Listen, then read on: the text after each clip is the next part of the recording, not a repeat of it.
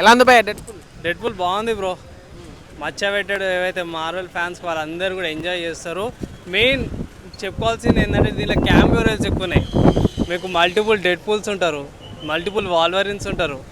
పాత మన బ్లేడ్ ఉండే కదా అప్పట్లో, ఇప్పుడు 20 years బ్యాక్ బ్లేడ్, అతని క్యామియో కానీ ఓల్డ్ కామిక్ స్టైల్ గ్యాంబిట్, వీళ్ళందరిది క్యామియో మాత్రం సూపర్గా అనిపించింది నాకు. మళ్ళీ ఏంటంటే ఒక మాట చెప్పేస్తున్నా, ఇది బ్లడ్ గోరినెస్ ఉంటుంది, పిల్లలు మాత్రం చూడకండి, గోరి బాగానే ఉంటుంది. దానికి ఐరన్ మ్యాన్ థోర్ అందరిని దించాడా?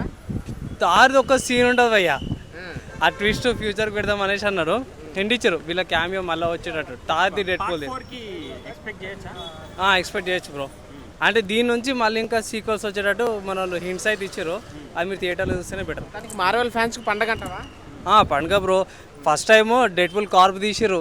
మీకు కిడ్ బూ ఉన్నాడు, ఫీమేల్ డెడ్పూల్ ఉంది, డాగ్ పూల్ ఉంది, నైస్ పూల్ ఉన్నాడు, ఈవెన్ పార్కర్ పూల్ కూడా ఉన్నాడు.